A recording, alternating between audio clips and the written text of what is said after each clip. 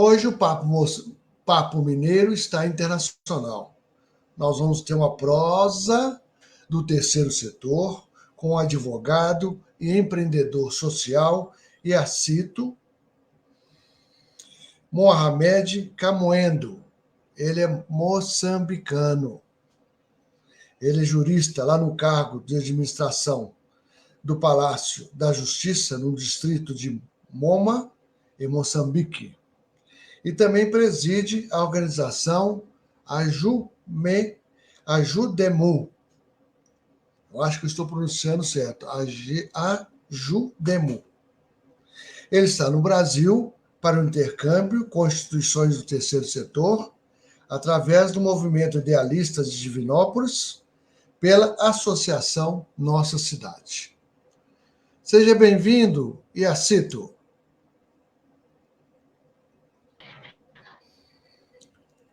Seja bem-vindo. Obrigado, Hernani.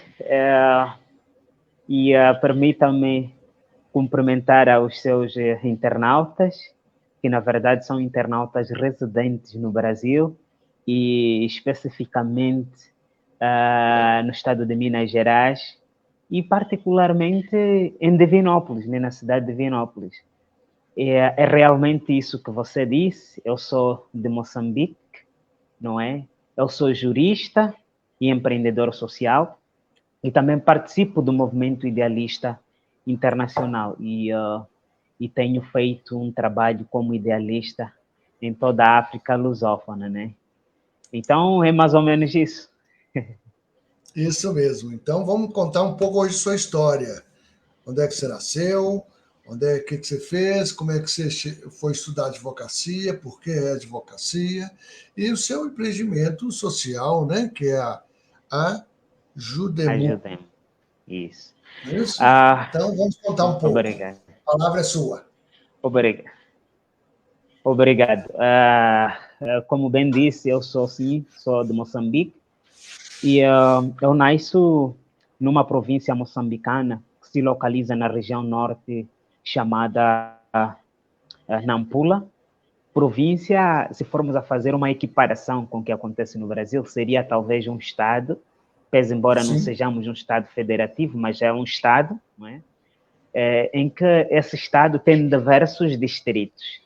Não é? E aqui no Brasil talvez seria um estado com diversas cidades.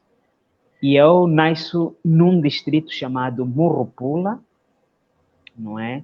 Com cerca de 183 mil habitantes, de acordo com o censo populacional divulgado no ano 2017, não é? E eu nasço numa família de camponeses, de uma mãe na altura camponesa e hoje já é funcionária pública, graças a Deus.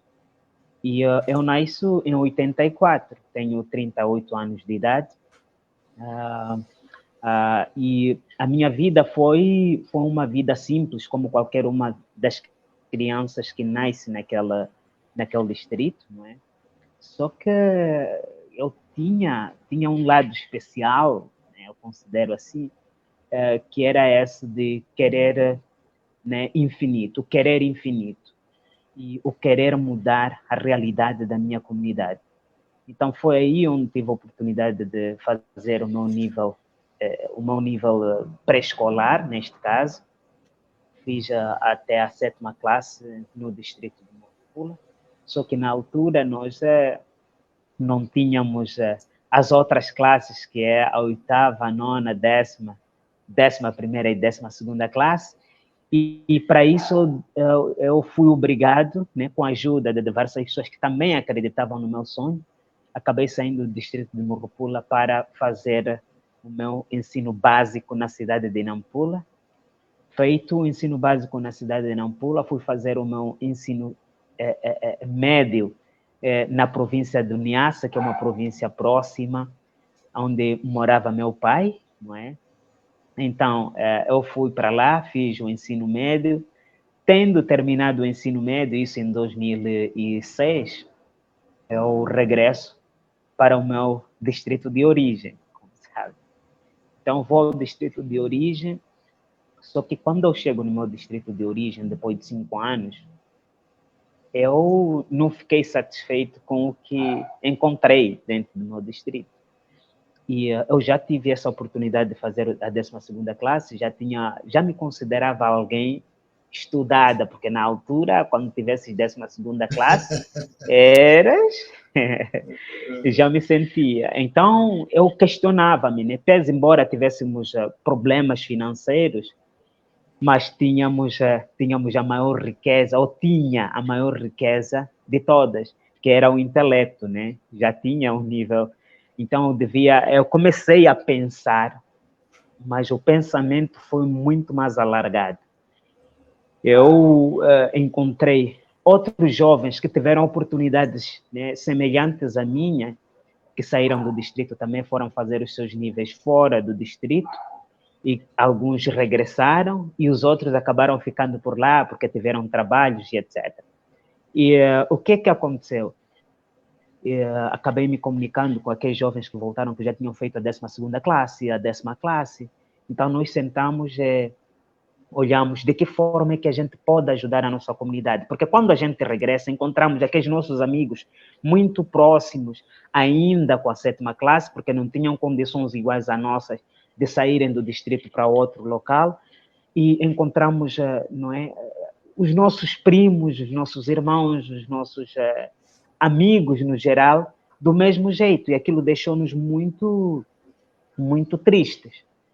Então, foi isso que nos fez com que, não é, criássemos uma entidade. Mas antes da gente criar essa entidade, tivemos um pensamento, precisamos criar uma entidade dentro daquilo que se chama de princípio da legalidade. Para quando acontecer alguma coisa, na iminência dos nossos trabalhos, termos uma base legal que nos defende. Então, foi aí onde a gente cria a Associação Juvenil para o Desenvolvimento de Morropula, que é Ajudemo, a mesma que aí estás a dizer. Essa é uma sigla que se traduz em Associação Juvenil para o Desenvolvimento de Morropula. Nosso propósito era aquele. Então, qual foi o principal propósito que nos fez criar este projeto? Foi pela questão econômica, não é? Por falta de recursos das nossas comunidades. Então, nós dissemos, ok, vamos criar uma organização de combate à pobreza através da educação, porque nós acreditamos que a educação, não é a base de tudo. Com a educação, nós podemos mudar certas realidades, certo? Mas nós criamos a organização conscientes que existia um primeiro setor que era o responsável número 1, não é, em criar políticas públicas para a viabilização, não é, desses propósitos todos que o distrito teve.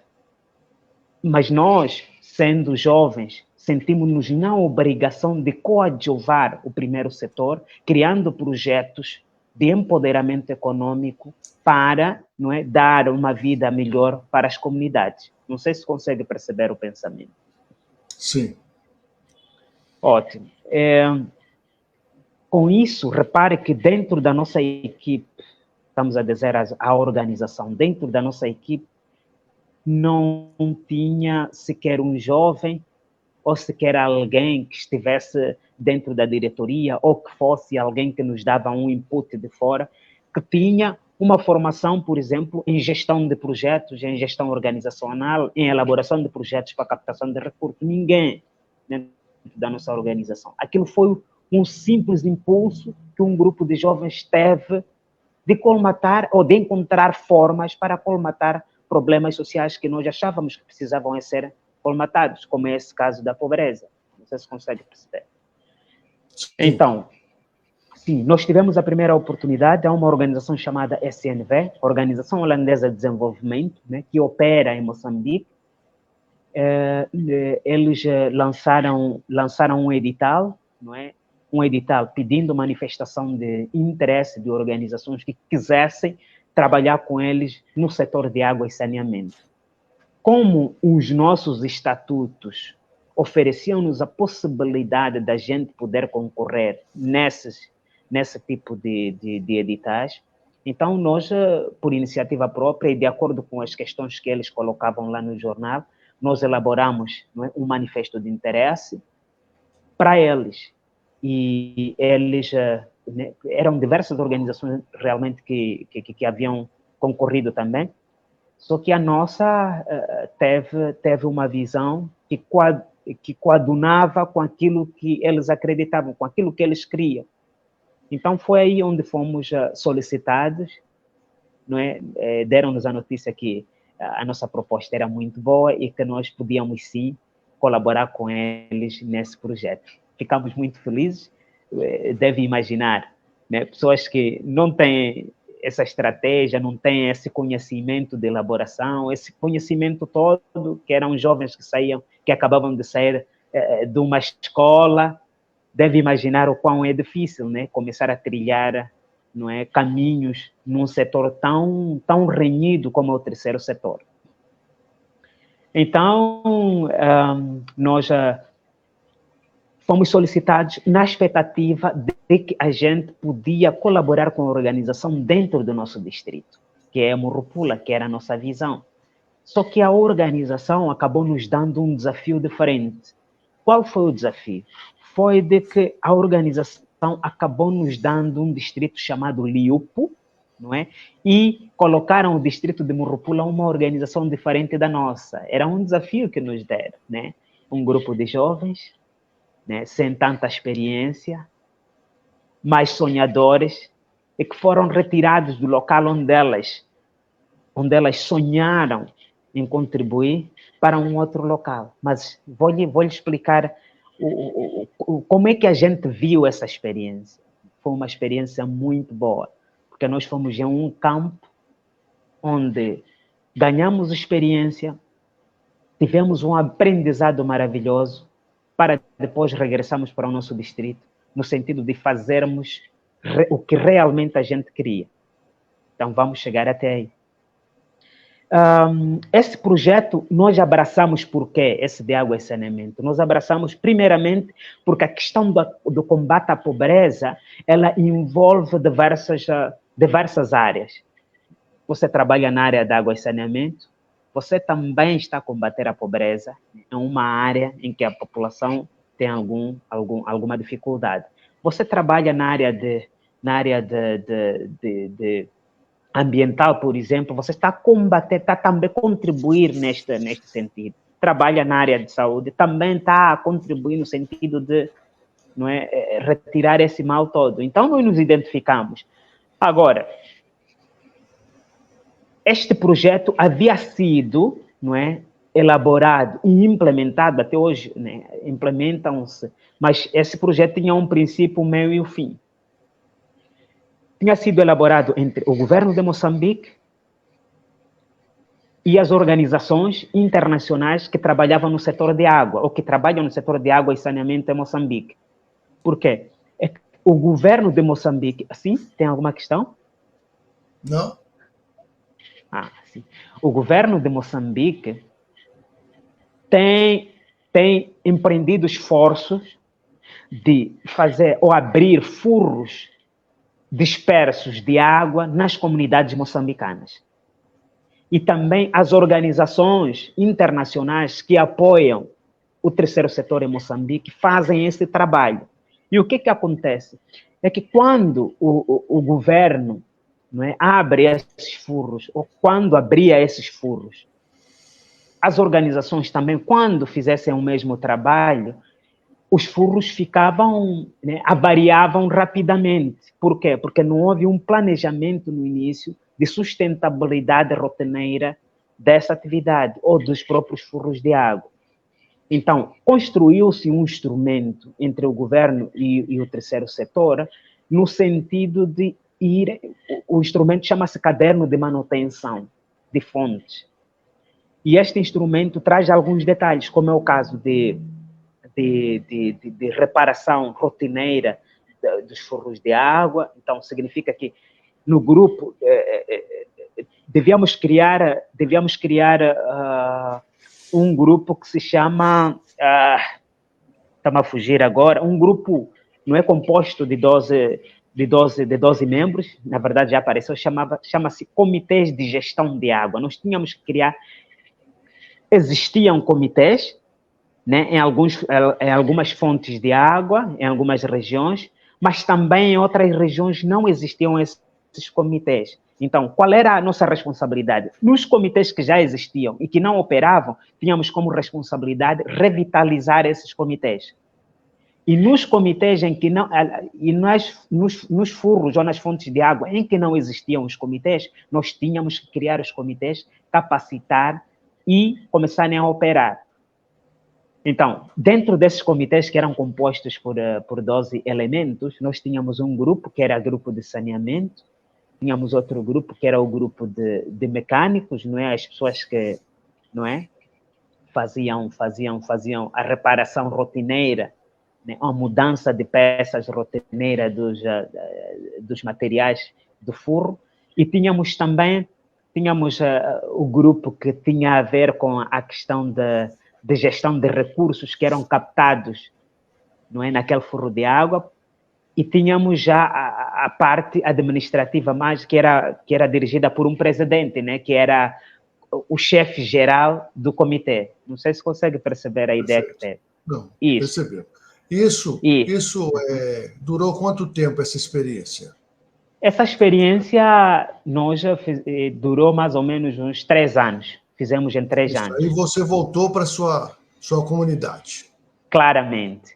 Regresso para minha comunidade e nós tivemos a sorte de ganhar algum recurso durante este processo. Sim. Recurso individual, porque tínhamos algum salário, não é, que éramos pagos mensalmente, e também recurso coletivo, que era um custo administrativo que ia para a organização.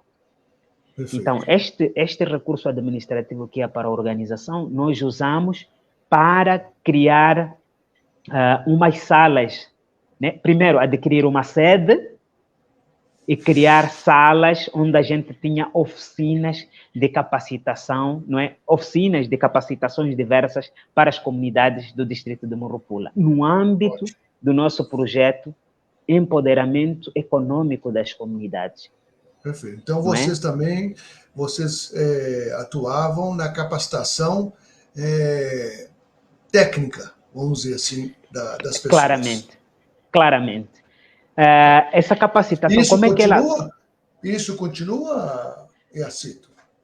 Continua em projetos pontuais e não num sítio específico. E vou lhe explicar por quê. Por que que isso aconteceu. Primeiro, nós criamos essas oficinas por uma questão. Primeiro, aquela situação de pobreza, como tu sabes, mas nós percebíamos também dentro da nossa comunidade que quando tu, né, és jovem, tu consegues abrir machambas grandes. E com isso, tu tens um pouco de fartura em termos de alimentos na sua residência. Mas quando a idade começa a vir, aquela produção, né, começa a baixar, porque a agricultura ela é a cabo curto. É feito a cabo curto. A pessoa tem de usar a força humana, não máquinas, etc. Não há maquinário. Isso. Então, nós assistíamos esse processo, como sabem, né, assistíamos esse processo todo, e aquilo nos deixava indignados. Então, nós fomos ver que havia uma necessidade de criarmos um segundo trabalho para as pessoas.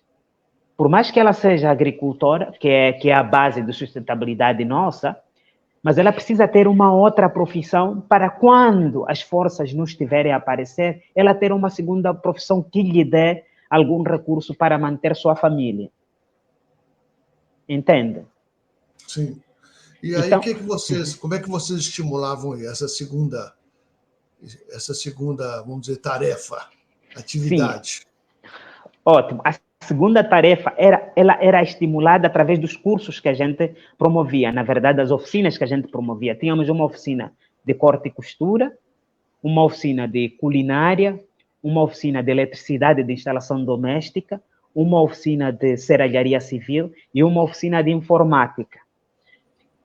O que acontecia dentro dessas oficinas? Nós éramos inclusivos e não exclusivos. Por mais que não tivesses estudos, por exemplo, por mais que fosses analfabeto, nós desenvolvemos uma metodologia de podermos dar capacitação a pessoas analfabetas também, pessoas que não têm estudos. De que forma? Repare que hoje No distrito de Morropula existe, né? Não posso expor aqui os nomes para não, mas Claro. existem pessoas que são analfabetas, que não sabem ler, que não sabem escrever e nem ler, mas que são eletricistas reconhecidos no distrito. Ótimo. Entende? Isso. Muito bem. Só que não sabe escrever e nem ler, que mexe muito bem com criação de modelos de roupa, por exemplo. Que faz bem a comida. Claro.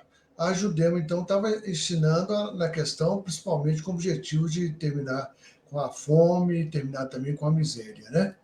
E aí, Isso. e o estudo das crianças? E a educação das crianças? Essa vocês também atuam? Sim, nós temos um projeto, ou tínhamos um projeto, porque agora já está meio parado, e os porquês vamos dizer já a seguir. Nós tínhamos uma pequena biblioteca no distrito de Morropula, em que construímos a biblioteca em parceria com ex-voluntários do Corpo da Paz, não é? Que nos ajudaram em cerca de 40% do projeto e nós acabamos contribuindo com 60%. Eles deram-nos livros, infelizmente a maioria dos livros eram em inglês, não é? E como sabe, Moçambique fala língua portuguesa e as crianças sim, entendem mais a língua portuguesa, mas mesmo assim ficamos gratos porque muitos dos livros eram infantis e as crianças aproveitavam mais as imagens, porque muitas vezes as imagens falam por si, né? Então, isso era positivo. Mas também tínhamos livros que nos ofereciam a possibilidade de ler, das crianças lerem sem nenhuma dificuldade, porque eram na língua portuguesa. E com a biblioteca, nós conseguimos reunir muitas crianças das escolas circunvizinhas que vinham para lá, faziam suas pesquisas, estudavam, etc. E também nós incluíamos as comunidades circunvizinhas da associação para terem acesso a esses livros. Só que aconteceu uma coisa muito engraçada, né? Engraçada e preocupante para nós. Por quê? Por termos poucos livros, as pessoas do entorno, os alunos, leram quase todos os livros e já não viam nenhuma novidade lá na biblioteca. E isso fez com que reduzisse muito o movimento lá na biblioteca. Nós ficamos muito preocupados. Tínhamos que estudar uma outra estratégia no sentido de movimentarmos este processo, porque é importante para as comunidades. Foi aí onde a gente criou um projeto agregado ao projeto de bibliotecas chamado Biblioteca Móvel. Como é que a gente fazia isso? Levávamos os livros para as comunidades mais recônditas, aquelas comunidades que não têm oportunidade, comunidades sem bibliotecas, comunidades sem acesso a livros diversificados. Porque o que acontece? Em Moçambique, o Sistema Nacional de Educação oferece, faz distribuição gratuita de livros do Sistema Nacional de Ensino. Neste caso, o ensino, né, de primeira a 12ª classe. Quero acreditar isso. Então, faz uma oferta gratuita para alunos dessas classes. Só que os alunos, eles fixam-se simplesmente na leitura daqueles livros. E nós tivemos uma percepção que os alunos precisam ter livros de cultura geral, que os ofereça a possibilidade de terem uma visão mais ampla das coisas, perceberem como é que se vive, por exemplo, como é que se vive, como é que se trabalha, né? Livros relacionados com empreendedorismo, etc., que são exemplos em países diferenciados, como é o caso do Brasil, como é o caso de Portugal, como é o caso de Cabo Verde, São Tomé e Príncipe, Guiné-Bissau, entre outros países lusófonos. Então, nós levávamos isto para as crianças nas comunidades e, para além de deixarmos os livros de cultura geral simplesmente, nós também tínhamos algumas atividades que eram feitas por nossos contadores de história, que era o caso de aprendizado de leitura, né, para crianças que não tinham essa componente, crianças não matriculadas, e também ajudávamos as crianças a fazerem tarefas de casa de forma correta. Não sei se você consegue me perceber, parece que parou Eu aqui. consigo sim, está tranquilo isso. Essa questão está tranquila. Eu estou querendo saber o seguinte, e aí, quantos anos tem a Jodemo? Ajudemos. Nós, Quantos anos? Ela foi criada nós, quando? em 23 de junho de 2007.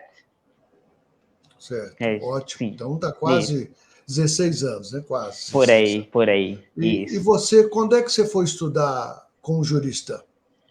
Ótimo. Eu tive uma oportunidade, não é? Uma oportunidade de uma bolsa de estudo oferecida pelo governo do distrito de Morropula, não é? Por causa das atividades que eu já efetuava dentro do terceiro setor, e depois eles convidaram-me para fazer parte do primeiro setor, porque foi por manifesto de interesse. Como já trabalhava no terceiro setor, houve uma visão, na altura tinha um administrador lá no distrito chamado Afonso das Neves Jussene. Ele observava muito o que eu fazia dentro do terceiro setor, com todas as dificuldades que a gente tinha no distrito, né? Talvez porque a gente não reclamava, nós íamos atrás das coisas e ajudar o próprio governo. Então ele olhou que talvez, não é, me tendo dentro do primeiro setor, eu podia trazer aquela dinâmica. De facto, ele convidou-me, eu fui para o primeiro setor, criei a mesma dinâmica, porque davam muito espaço para fazer isso dentro do primeiro setor, e eu contribuía com a mudança nas duas alas, né? Sim. Tanto no primeiro quanto no terceiro setor. Então, eu tive a bolsa de estudo como um prêmio do que eu fazia dentro desses dois setores. E aí você foi, então, para o Palácio, né? Não, Você ainda. foi trabalhar no Palácio da Não, não, não, Justiça? não. Não, não, não, não, não, não. Antes. Isso já é a última fase, praticamente, de tudo, né? Quando eu vou, sim, quando eu vou à faculdade, eu vou à faculdade porque já exercia uma função lá no distrito que era de, de está-me a fugir a designação, mas eu trabalhava com eventos, não é? Certo. Trabalhava com eventos, era chefe de relações públicas no distrito de Morropula. Era chefe de relações públicas e protocolo de Estado. Então, eu trabalhava com eventos e etc. dentro do governo do distrito. Então, ganhei a bolsa, fui fazer a licenciatura em Direito. Depois de terminada a licenciatura em Direito, quando eu regresso, encontro uma outra administradora que também recebeu-me com duas mãos e acabou me colocando como assistente para a área jurídica, né, do governo do distrito. Então, já trabalhava mais com análise de documentos, né, incorporações de princípios legalistas dentro dos documentos, essa coisa toda. Então, já trabalhava com isso. Só que depois, não é, com o tempo, fui convidado para um cargo maior, que era de ser chefe de repartição provincial de assuntos jurídicos na Direção Provincial da Ciência, Tecnologia, Ensino Superior e Técnico Profissional. E trabalhei lá de 2016, se a memória não mata, sim, de 2016 a 2020. Sim. E em 2020 fui convidado a exercer a função de administrador do Palácio da Justiça no distrito de Moma, o local onde hoje estou. Muito bem. E agora você está no Brasil. Qual é o seu objetivo no Brasil? Na verdade, no Brasil, primeiro, no meu trabalho oficial, onde eu ganho recursos para sustento da minha família e sirvo ao Estado, estou de Você é férias. casado? Você é casado? Sim, sou casado. Tem quantos filhos? Tenho 3 filhas. 8. Muito bem. Isso. Então, vim aqui, né, conciliei as minhas férias no primeiro setor para trabalhar no que eu amo, que é o terceiro setor também, né? Eu tenho amor pelos trabalhos, tanto no primeiro quanto no terceiro setor. Então, vim para aqui especificamente para colher experiências dentro das organizações do terceiro setor brasileiras, não é? Experiências de gestão de projetos, experiências de articulações entre o terceiro e o primeiro setor, para que eu leve essas experiências, não é? Leve essas experiências para que possa implementar dentro da organização em que eu dirijo hoje, que é a Judemo, que eu ainda tenho paixão por essa organização, ainda tenho paixão pelo povo do distrito de Morropula, não é? E da província de Nampula em geral, porque tenho feito diversas atividades dentro do campo da Judemo, em diversos outros distritos, pese embora o nome seja muito mais localizado. Então é isso. Agora, quem é que me traz para aqui? Eu já trabalho com os idealistas, né? Eu sou um idealista. Sim. Em Moçambique, eu represento, coordeno mais ou menos o idealismo na África lusófona, né? Em países africanos que falam a língua portuguesa. E houve uma ideia que tivemos entre o Vander e eu, por causa do sonho que eu tive, o sonho principal que eu tive, que era levar minha filha de Moçambique para poder fazer um curso aqui no Brasil, não é? E o segundo, que era essa também de olhar para essas organizações como oportunidade. Podemos colocar no mesmo nível, né? Podemos colocar no mesmo nível de sonho, porque foi um sonho, né, criado na mesma altura. Então, o Vander acreditou nisso, né, que, na verdade, sim, íamos fazer um intercâmbio entre idealistas do Brasil em Divinópolis, né, o grupo idealista de Divinópolis, aqui no Brasil, e isso dentro do marco ou dentro do guarda-chuvas, que é a Associação Nossa Cidade, aqui de Minas Gerais.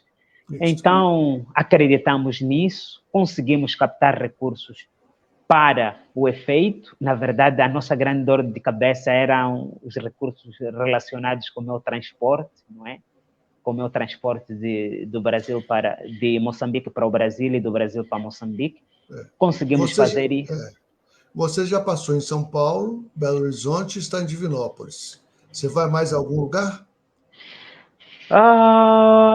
Vou visitar. Na verdade, visitei também Moeda, visitei Moro do Ferro. Agora vou visitar Brumadinho, não é? E também existem umas 2 cidades que não me vêm na mente agora, mas foi uma visita rápida que me foi proporcionada pelo GEC, não é? Que é o Grupo Educação Cidadania. Então, visitei muitos locais e depois daqui vou mesmo para Brumadinho. Perfeito. Então, agora, Iacito, nosso tempo está terminando, né? Já até passou um pouquinho. Isso. Eu queria que você deixasse uma mensagem para todos os brasileiros que vão te assistir. Na verdade, a mensagem que eu deixaria é a seguinte: nós, dos países lusófonos, não temos muita aproximação. Isso eu consegui perceber, né, na altura em que eu fiz visitas em diversas entidades aqui no Brasil, não é? E o que constitui uma novidade para muitos brasileiros, né? Alguns não sabem que existe um país chamado Moçambique que fala a língua portuguesa, porque eu já entrei numa sala e pessoas, uau! Então, como é que a gente vai comunicar com eles, né? Porque talvez fala inglês e tal. Quando eu cheguei e falei português, as pessoas ficaram assustadas. Eu disse, não, eu sou moçambicano, não é? Moçambique é um país africano que fala a língua portuguesa, assim como o Brasil, assim como Portugal, assim como São Tomé e Príncipe e o outro, Angola, Guiné-Bissau, etc. Então, eu notei isso, que existe essa falta de aproximação.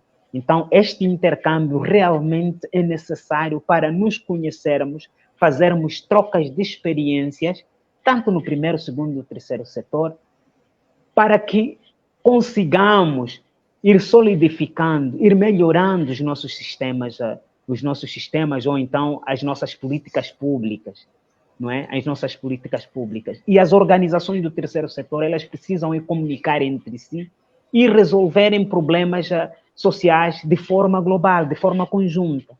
É claro que podemos ter trabalhos localizados, mas a troca de experiências, as parcerias, a troca de ideias, isto faz com que nós, como comunidades falantes da língua portuguesa, nos solidifiquemos. Eu noto uma coisa muito diferente, né, nos países anglófonos e países francófonos. Eles são muito mais unidos que os países lusófonos, então nós precisamos de ser unidos, porque temos todas as condições criadas para que sejamos unidos e trabalhemos no sentido de desenvolvermos a nossa comunidade. É mais ou menos isso que eu queria deixar como recado para todos os brasileiros. Muito bem, viu? Gacito, espero que você tenha sucesso no seu passeio pelo Brasil, principalmente por Minas Gerais, né? E que a gente comece, então, agora a intensificar mais esse intercâmbio, né? De culturas, de educação, de turismo, né? De desenvolvimento regional, que é tão importante. Então, uma boa estada no Brasil e quero que você aproveite bastante. Um grande abraço para você. Obrigado e estamos juntos. Isso mesmo. Bom sucesso aí.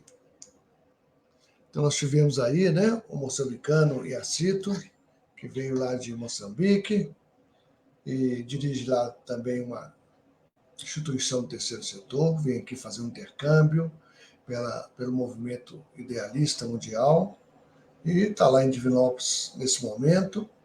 E a Associação Nossa Cidade, eu queria agradecer à Associação Nossa Cidade por essa oportunidade de ouvi-lo e conhecer um pouco da experiência desse terceiro setor lá naquele país africano tão belo. Até o próximo Papo Mineiro. Forte abraço.